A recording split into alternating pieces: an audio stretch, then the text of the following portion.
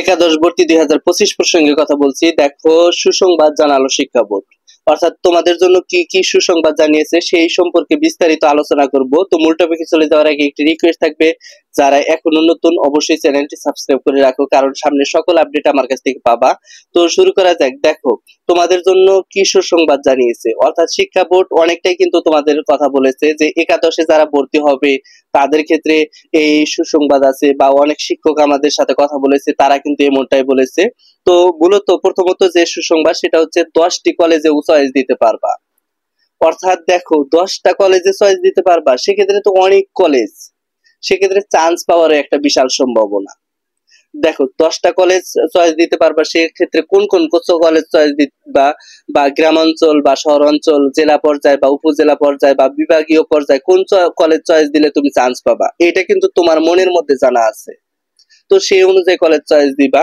দ্বিতীয়ত, অনলাইনে সবাই কলেজে আবেদন করতে পারবে, এবং কি সেটা ঘরে বসেই, অর্থাৎ তোমার মোবাইল ফোন আছে, সেখানে তুমি ঘরে বসে আবেদন করতে পারবা।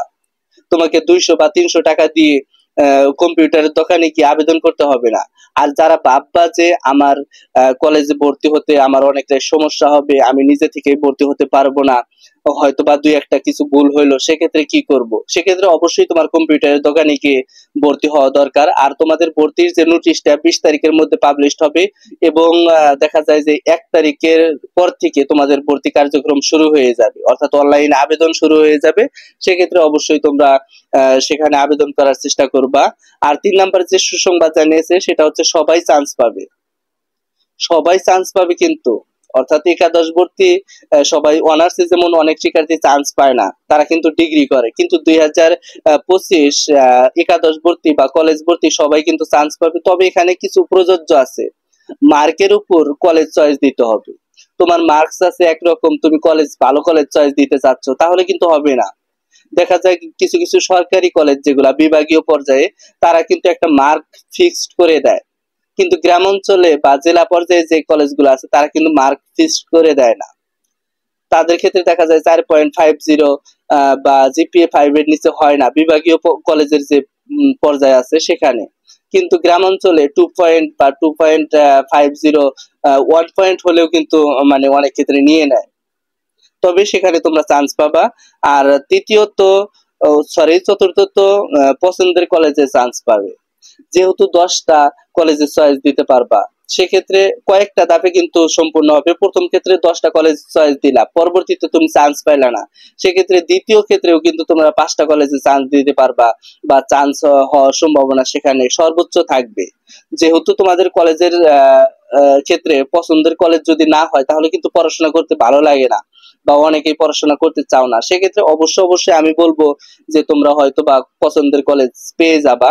তো 4 নাম্বার হচ্ছে ভর্তি শুরু এ মাসের শেষের দিকে, অর্থাৎ তোমাদের এই কলেজ ভর্তি শুরু এ মাসের কিন্তু শেষের দিকে হবে, এটা কিন্তু আমরা বলেছি অনেক ক্ষেত্রেই হয়ে থাকে।